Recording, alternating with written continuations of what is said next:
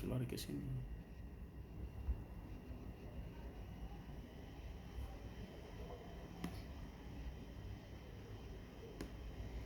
Mohon izin, Prof. Halo, Oke, terdengar cukup baik. bisa Terima dengar kasih, ya? Prof. Oke, baik. Terima kasih Bapak Ibu sekalian. Assalamualaikum warahmatullahi wabarakatuh. Salam sejahtera bagi kita semua. Om Swastiastu, Namo Buddhaya, dan salam kebajikan. Yang saya hormati Pak Rektor, yang saya hormati juga Bapak Dekan, kemudian para wakil dekan, Bapak Ibu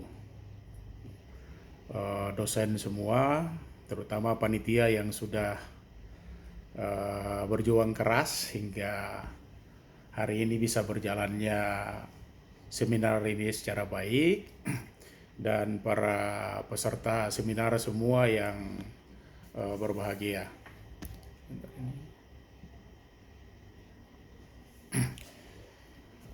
Pertama-tama marilah kita panjatkan puji dan syukur kehadirat Tuhan Yang Maha Esa, karena atas tuntunan dan penyertaannya saja kita hari ini boleh diperkenankan untuk mengikuti seminar nasional yang digelar oleh Universitas Negeri Jakarta ya. Saya kebagian materi yang terkait dengan strategi pembinaan atlet muda potensial menuju Indonesia Emas 2045. Jadi Bapak Ibu saudara-saudara sekalian, mohon maaf karena ini agak terburu-buru. Saya baru tiba di Ambon juga dan langsung tampil di agenda ini. Jadi mudah-mudahan ya tidak ada hal-hal yang merintangi ya.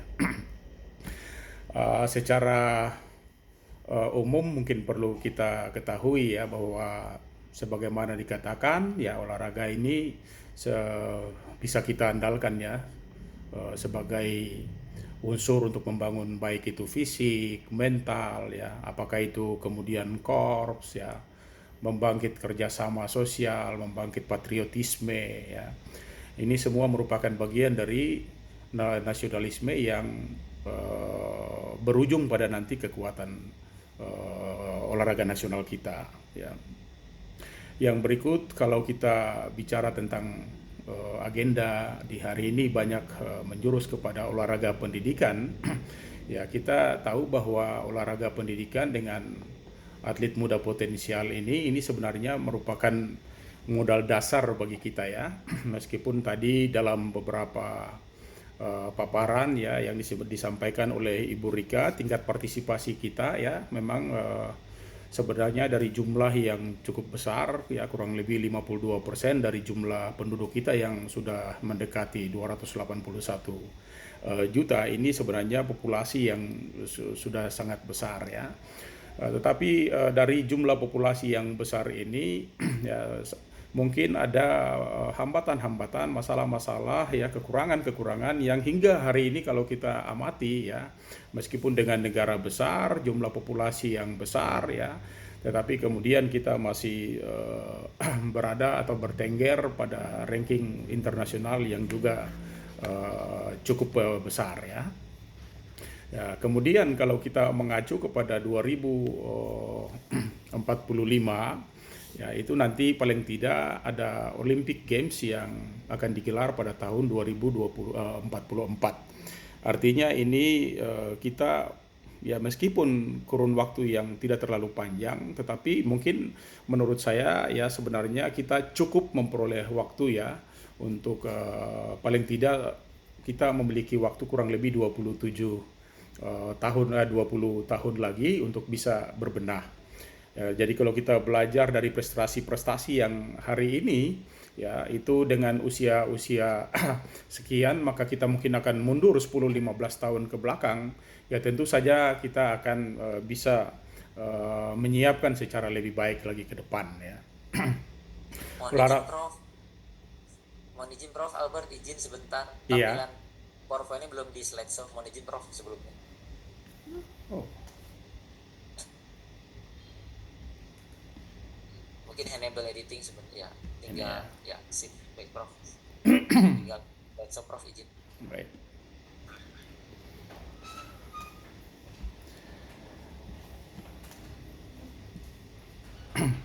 kasih Prof. Mohon maaf ini. Terima kasih Prof. Ya, baik. Saya lanjut Mas Eko. Jadi ya, kalau kita melihat dari ya Undang-Undang Nomor 11 Tahun 2022 sedikit berbeda ya dengan Undang-Undang Nomor 3 Tahun 2005. Ya, katakanlah di situ terjadi sedikit perbedaan antara olahraga masyarakat dengan olahraga rekreasi ya. Dari latar kajian dan latar pikir relatif sama sebenarnya. Tapi intinya bahwa sesuai dengan Undang-Undang Nomor 11 Tahun 2022 itu ya sebagaimana kita tahu bahwa olahraga terbagi tiga ya, olahraga masyarakat, kemudian olahraga pendidikan dan olahraga prestasi. Jadi kalau kita lihat dari sisi piramida ini, kalau kita implementasikan, paling tidak olahraga masyarakat itu ya menempati posisi yang paling mendasar ya. Dan ini kita berharap ya kalau semakin banyak kita masyarakat atau penduduk ya Indonesia ini berolahraga, maka semakin banyak peluang ya untuk kita meraih prestasi tinggi ya, karena penduduk kita dengan potensi yang cukup besar ya. Mudah-mudahan ini nanti akan dikaji lebih lanjut oleh teman-teman kita di Kemenpora dan juga ilmuwan agar kita bisa ya mudah-mudahan bisa meraih hasil yang terbaik di 2045 itu sesuai dengan program yang sudah dicanangkan oleh pemerintah ya.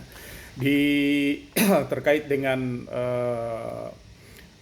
kemampuan kita dalam hal berolahraga maka kita tahu bahwa di usia-usia kalau kita kaji dari teori-teori ya terutama dari BOMPA yang hari ini ditonjolkan ya usia multilateral kemudian spesialis sampai di high performance itu kita lihat di bawah itu multilateral ini yang cukup luas ya. Tadi juga kalau disampaikan oleh Prof. Sali tadi bahwa memang usia multilateral ini mungkin sebenarnya paling penting ya. Banyak kita melakukan spesialisasi juga terlalu dini. Ya, kalau kita melakukan spesialisasi terlalu dini, ya maka bisa jadi prestasi kita cepat naik, tetapi juga bisa cepat selesai. Gitu. Sehingga dalam hal multilateral ini sebenarnya diarahkan kepada kita semua, terutama di guru-guru ya, guru-guru yang di apakah itu di SD, di SMP, SMA ya, tapi paling penting sekali usia-usia SD dan SMP itu ya, paling tidak di usia ini kita berharap mereka itu tetap diberikan atau mereka berpartisipasi atau terlibat dalam olahraga apapun itu jangan dibatasi ya. Kalau kita lihat Fredrik yang kemarin bahkan bisa meraih emas ya dikatakan oleh Prof. Cali tadi bahwa dia tidak dispesialisasikan sejak dini tetapi masih berolahraga secara bebas dan terbuka. Dan itu secara teori banyak kajian teori juga mengharapkan seperti itu. Ya mudah-mudahan dengan bermain di usia-usia multilateral itu banyak keterampilan yang mereka peroleh di sana, maka dengan sendirinya ketika masuk di spesialisasi kita bisa mempersiapkan mereka dengan latar belakang keterampilan yang sudah dimiliki sehingga kemudian pada tahap-tahap selanjutnya hingga pada high performance itu mereka sudah bisa berprestasi sebagaimana yang kita harapkan terutama nanti di 2045. Saya mengutip sebenarnya ini beberapa yang sudah pernah disampaikan oleh Kemenpora seyogianya bahwa rencana-rencana strategi ini sudah cukup baik ya dari sisi apakah itu kemudian kita dari yang sekarang kita tidak bisa terputus sehingga kita harus melakukan ya program percepatan dalam hal pembinaan dan ini terhadap atlet-atlet top kita. Tetapi kemudian pada babak-babak selanjutnya ya di atlet lapis pertama, kedua dan ketiga itu kita wajib juga untuk melakukan apakah itu mulai dari pengembangan multilateral tadi kemudian sampai pada spesifikasi cabang olahraga dan kemudian optimalisasi pembinaan menuju kepada prestasi tinggi. Dari sisi peningkatan frekuensi kompetisi ini menjadi penting. Saya melihat dari kacamata ketika kita tidak melihat secara internasional ya. Tapi kita melihat ke wilayah-wilayah atau ke daerah-daerah atau ke provinsi bahkan kabupaten kota sampai ke kecamatan-kecamatan ya. Seyogianya ujung tombak pembinaan kita itu sebenarnya berada di kabupaten kota, di klub-klub ya, di pengkap-pengkot itu ujung tombak pembinaan kita. Ya, ini jarang sekali ya kalau kita lihat sampai hari ini bahkan kejuaraan-kejuaraan itu dilakukan secara insidentil dan bahkan tidak terstruktur secara baik. Padahal katakanlah saja kalau di tingkat daerah itu ya katakanlah di sana itu ada apakah itu Porprov ya, apakah itu yang Porda, kemudian ada Porkap ya, Porkot, kemudian mungkin dibarengi dengan open turnamen, ada juga Kejurda, ya, ada Kejurcap. Maka sebenarnya di wilayah daerah itu kita sudah banyak sekali memiliki kejuaraan-kejuaraan yang apabila itu digelar secara rutin ya, secara baik ya, maka otomatis kita akan mendapatkan hasil-hasil pembinaan secara baik juga ya. Otomatis dari situ kalau di tingkat ya provinsi ke bawah itu ya sudah baik, maka dengan sendirinya di nasional itu pasti akan menerima hasilnya juga secara baik. Dengan demikian ya pemerintah ini bisa melakukan kewajibannya secara baik sehingga apakah itu menuju ke SEA Games, Asian Games maupun sampai kepada Olimpik ya itu semua bisa meraih hasil yang baik juga. Ya. Kalau kita mengawali ya seyogianya dalam upaya pembinaan atlet-atlet muda potensial kita dari usia-usia sekolah itu ya banyak sekali kalau saya melihat mengkaji bahkan dari analisis SWOT yang dilakukan oleh pemerintah ya apakah itu yang pusat maupun daerah ya kita banyak sekali mengalami masalah dari sisi apakah itu manajemen di organisasinya ya kemudian persoalan pemasalan ya pemanduan bakat dan pembibitan, kemudian juga dari SDM apakah itu pelatih maupun wasit kita, termasuk dukungan-dukungan dari apakah itu fasilitas, dana ya, termasuk juga dari IPTEX ya, peran perguruan tinggi, ini selalu menjadi hal yang sudah kita identifikasi sejak awal ya. Tetapi dalam penerapannya ya, itu mungkin akan membutuhkan waktu yang relatif lama sehingga seyogianya meskipun sudah dikaji ya secara baik dan itu bahkan sudah ada di Debon ya bagaimana itu dilakukan pembinaan secara terstruktur dan pembagian itu sudah sangat jelas ya. Kalau kita mengacu di situ maka otomatis dengan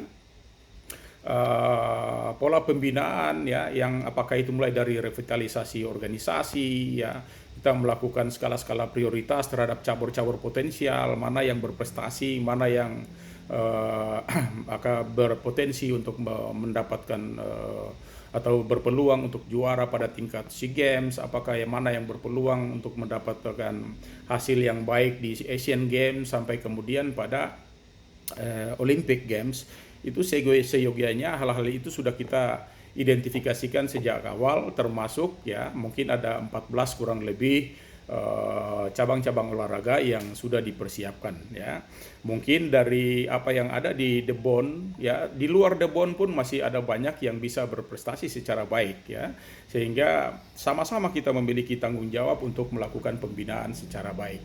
Kalau dari sisi apa yang ditonjolkan oleh pemerintah ya, pusat kita sebenarnya sudah terjadi pembagian secara baik itu di dispora ya apakah itu di kabupaten kota untuk usia 12 sampai 15 tahun apakah kemudian itu di tingkat provinsi yang terkait dengan SKO ya dan kemudian bahkan sampai di PPLM ya kemudian juga di Kanwil yang terkait dengan Kementerian Agama ya.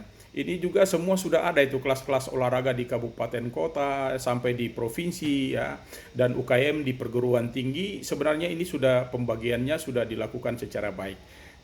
Tinggal bagaimana ya porsi-porsi ini bisa dilakoni secara baik sehingga pada akhirnya kita bisa berhasil juga secara baik ya.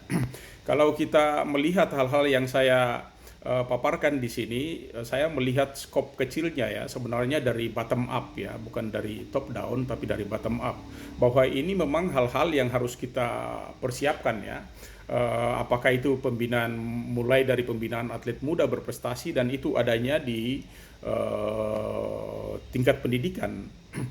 Sampai hari ini sebenarnya cukup, saya belum merasa bisa dikatakan merasa puas begitu, karena banyak sekali guru-guru penjas kita itu yang sebenarnya belum memiliki fungsi lain ya, fungsi ganda. Di samping dia membelajarkan tadi yang sudah banyak disampaikan oleh Prof. Sali dan juga Prof. Sukiri ya.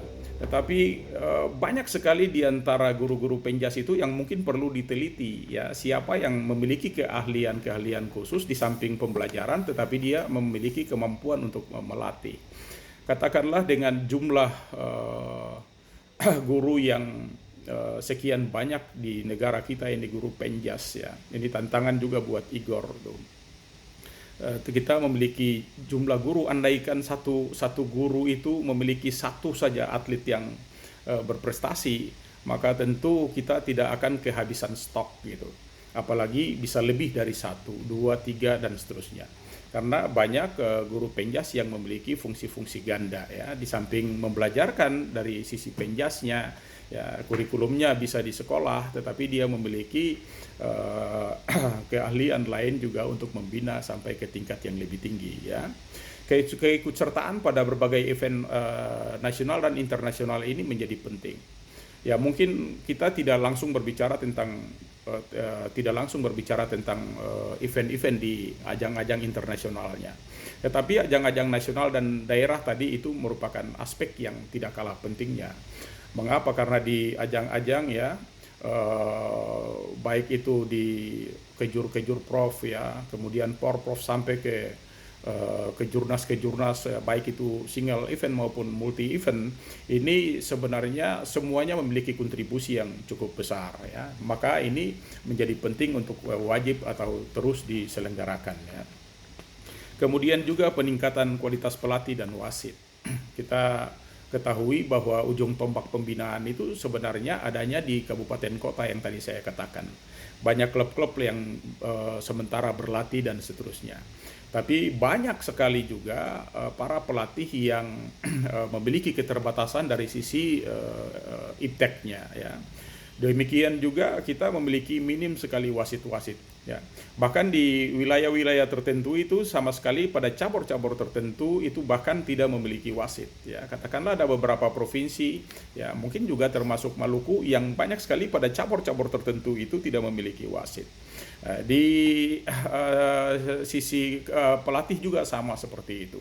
Sehingga kita perlu ya untuk meningkatkan kualitas pelatih dan wasit kita ya, baik itu di provinsi maupun di kabupaten kota. Di samping nanti menjurus ke nasional itu sudah pasti dan sering dilakukan. Tapi yang lebih penting juga saya melihat dari pengalaman-pengalaman lapangan saya selama di berkiprah di olahraga tingkat provinsi ya. Ini banyak sekali pelatih-pelatih yang di klub-klub sana itu yang sangat memiliki keterbatasan dari sisi sarana prasarana, di samping juga padahal finansial dan seterusnya. Padahal mereka itu justru melatih dan mereka itu memiliki banyak atlet. Ya, katakanlah juga di kabupaten kota bahkan sampai ke kecamatan-kecamatan ya. Kalau dulu saya itu masih di pengurus KONI ya, saya bahkan kurang lebih 7 periode di KONI provinsi itu ya. Saya sering memberikan stimulan-stimulan kepada pelatih kabupaten kota itu. Kepada mereka berlatih, mereka melatih, dan kepada mereka setiap bulannya itu ya kita cukup memberikan mereka sedikit finansial kepada mereka, dan itu mereka sudah sangat berterima kasih. Ya, banyak kita bicara tentang pelatih di provinsi, tapi sebenarnya di pemprov itu mendapatkan inputnya itu justru dari kabupaten kota, bahkan di kecamatan-kecamatan. Ya. Dan kemudian dari sisi pemanfaatan dan pengadaan fasilitas kepelatihan. Ya. Kalau kita masuk sampai ke desa-desa, sampai ke kecamatan, bahkan di provinsi saja kita melihat fasilitas latihan mereka itu sangat miris ya. Banyak sekali yang justru katakanlah untuk saya banyak berkecimpung di dunia bela diri ya. Apakah itu Muay Thai, ya, Taekwondo, Tinju, kickboxing, Wushu dan seterusnya. Ya, itu sangat kasihan, bahkan Hanskom saja tidak dimiliki gitu. Jadi bisa menggunakan kain dan juga menggunakan alat-alat lain untuk berlatih. Ini tentu banyak kita bicara tentang hal-hal besar menuju kepada Olimpiade. Tetapi kalau di bagian bawah sebagai akar rumput ini tidak tersentuh, ya bahkan diabaikan, maka tentu saja menuju kepada yang Olimpik itu juga akan sangat terbatas. Gitu. Kita tahu dari 281 jutaan ya penduduk kita itu diklasifikasi lagi kalau tingkat usia sekolah kita itu ya bisa sampai 52 atau 53% ya. Kemudian dari situ kalau kita berprestasi dan kemudian masuk sampai kepada Olimpik itu hanya terjaring ya cuma beberapa figur saja yang kemarin sebagaimana kita ketahui bersama. Maka ini menjadi penting. Kemudian peningkatan frekuensi kompetisi sebagaimana di awal tadi sudah saya katakan dari ditata mulai dari tingkat kabupaten ya bahkan di kecamatan, kabupaten, provinsi sampai ke nasional, baru kemudian nanti tanggung jawab di nasional untuk menindaklanjutinya sampai ke yang Olympic Games ya. Ini terkait dengan optimalisasi pembinaan ini juga merupakan hal yang penting. Saya melihat ya, saya kebetulan juga di PPKBI ya, kickboxing ya. Saya melihat, saya mempelajari di cabang-cabang olahraga yang beberapa waktu dipersiapkan bahkan menuju ke event-event internasional multi dan single event. Mereka kemudian ditampung di pelatnas gitu. Tetapi di pelatnas hanya menuju kepada event-event tertentu. Itu berarti bahwa pembinaan yang dilakukan itu sangat parsial gitu, terpisah-pisah, dan bahkan setelah kejuaraan itu selesai mereka itu dikembalikan ya, mereka dikembalikan lagi dan kemudian banyak yang tidak berlatih. Ya, ini mungkin persoalan paling mendasar sebenarnya adalah dana kita ya, dana pembinaan kita. Jadi kalau di pusat sudah begitu, pasti di daerah-daerah pun cukup kesulitan. Dan saya mempelajari ya kalau baik dari Garuda Emas sampai kepada Debon saat ini, sebenarnya semua program-programnya baik itu. Ya, tetapi kita selalu terhambat dari sisi dana-dana pembinaan kita, anggaran-anggaran pembinaan kita. Ya, belum lagi kalau kita klasifikasikan antara anggaran pembinaan yang dikucurkan kepada cabang-cabang olahraga yang berigu dan kemudian cabang-cabang olahraga yang individu. Tetapi kalau kita nanti membahas sampai ke situ, nanti akan terjadi gontok-gontokan, ya ada kepentingan-kepentingan terkait dan itu akan sangat sulit untuk kita bisa jalan sesuai track ya. Mudah-mudahan ini menjadi masukan saja.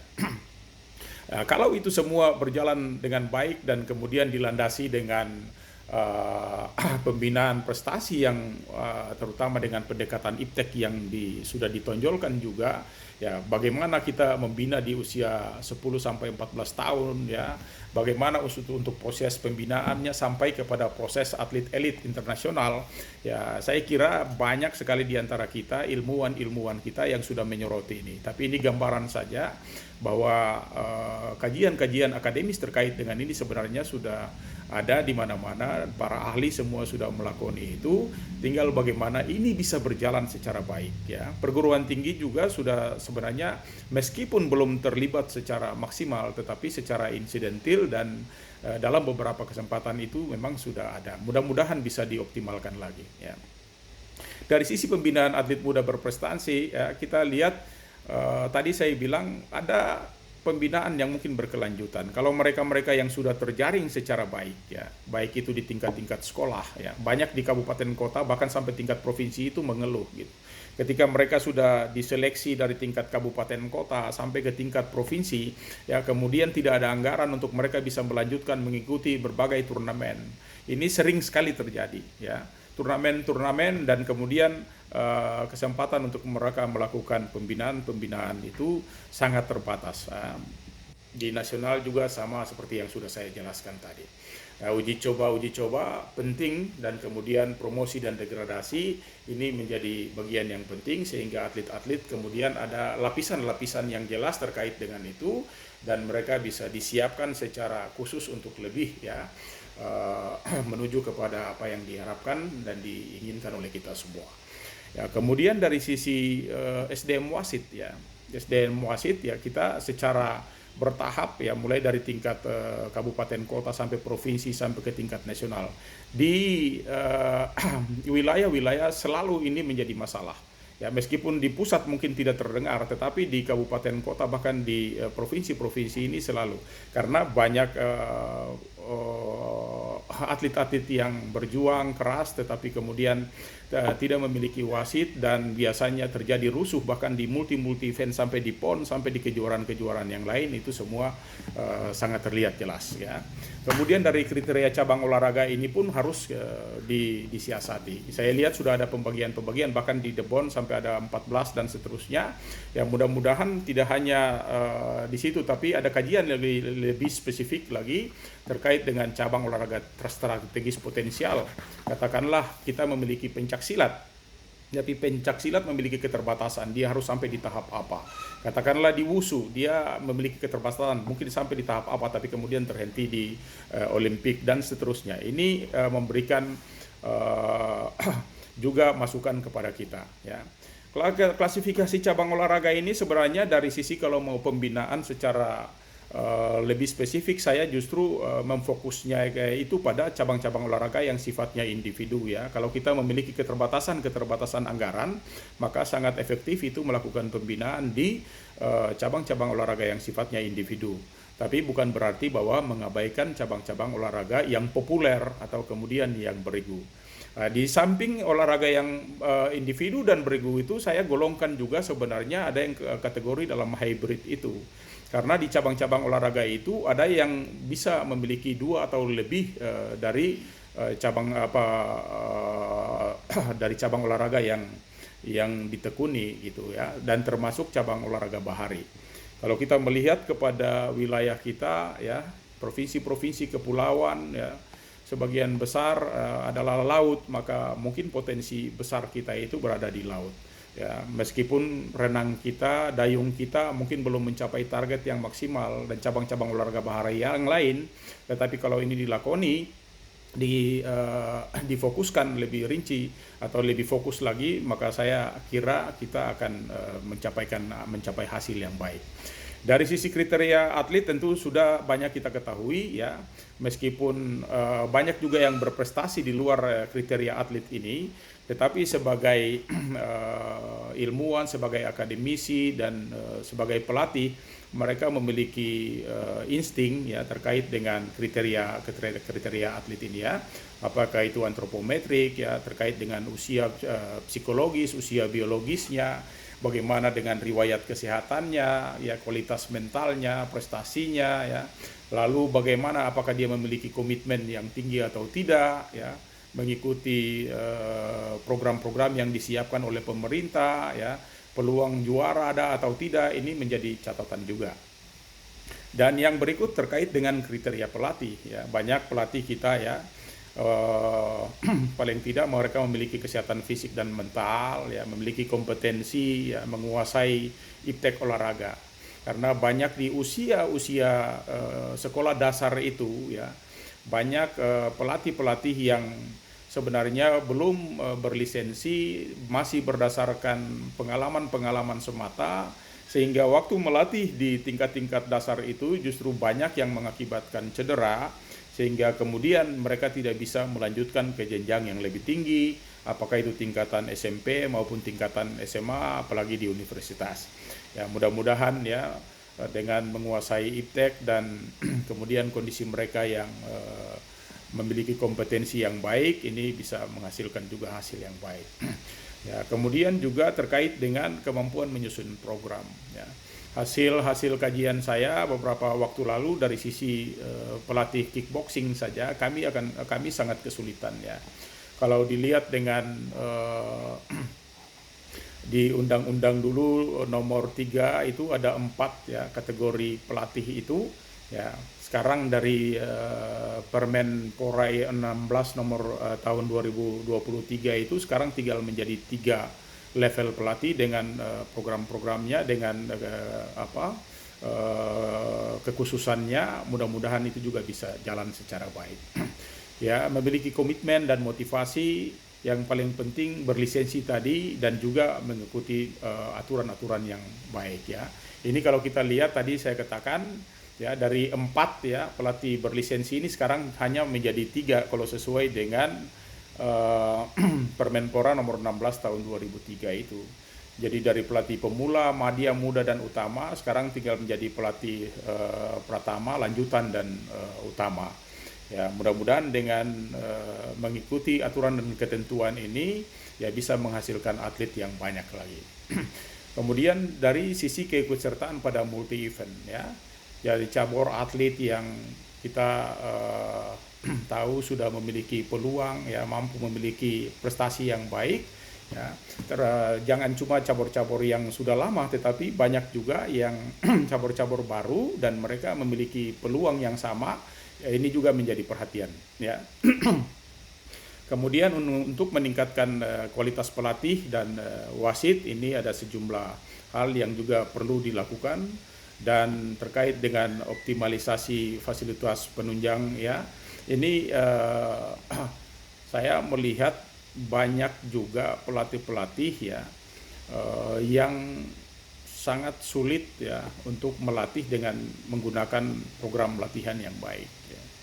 Dalam beberapa kesempatan ya, terutama pada waktu latihan-latihan beban ya, ini banyak sekali atlet-atlet kita yang mengalami cedera karena pemanfaatan beban yang atau latihan-latihan yang hanya berdasarkan pengalaman, sehingga mengakibatkan atlet-atlet kita banyak yang cedera. Di setiap kabupaten kota di kami itu sebenarnya untuk mengantisipasi itu kami sudah sering melakukan pembinaan khusus kepada paling tidak 2 orang di setiap wilayah itu untuk mengantisipasi itu, sehingga cabur-cabur yang datang bukan cabur yang melakukan latihan, tetapi justru dari trainer-trainer kita yang sudah dipersiapkan di sana khusus untuk latihan beban ya, dan termasuk yang lain-lain. Dari sisi optimalisasi dana pembinaan ini, kita sebenarnya baik di undang-undang yang sebelumnya maupun yang undang-undang yang nomor 11 ini sudah banyak sekali dibahas ya.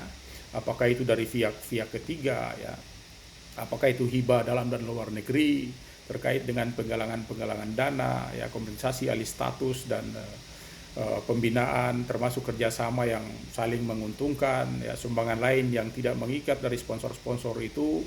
Nah, ini juga menjadi catatan yang akan sangat perlu diperhatikan untuk mendukung kita dalam hal berlatih. Nah, kemudian dari persoalan sinkronisasi sebagai bagian akhir ini ya, kita melihat dari pusat ke daerah sebenarnya ya, baik itu KONI ya, masing-masing KONI itu memiliki pelatda sendiri-sendiri. Ya, pelatda itu sebenarnya mengacu daripada sentra-sentra olahraga. Kita dapat banyak sekali masukan-masukan, apakah itu dari bibit-bibit atlet kita ya, dari sekolah, kemudian dari klub olahraga masyarakat ya, dari ASN ya, apakah itu TNI Polri, dari pengurus kabupaten dan kota, dan termasuk Pengkraf. Dari Pengprov inilah kemudian menghasilkan atlet-atlet yang akan kita distribusikan, apakah itu kemudian di provinsi maupun pada kejurnas multi event, apakah itu single dan multi, sehingga pada akhirnya bisa melahirkan atlet-atlet untuk memperkuat timnas kita. Saya kira itu beberapa hal saja yang perlu disampaikan sebagai pelengkap dari kajian-kajian sebelumnya. Terima kasih, dan saya kembalikan ke Mas Eko. Terima kasih banyak Prof. Albert atas penyampaian materinya, luar biasa terkait tentang Indonesia menuju Indonesia Emas. Tadi berkaitan dengan pembinaan atlet muda potensial, tentang ikut serta event baik di skala nasional dan internasional ya Prof. Berikutnya peningkatan SDM baik pelatih, wasit dan sebagainya, lalu pemberdayaan pelatih potensial di tingkat provinsi dan kabupaten kota, Lalu terkait dengan sarpras juga tadi sudah disampaikan oleh Prof, terkait fasilitas mendukung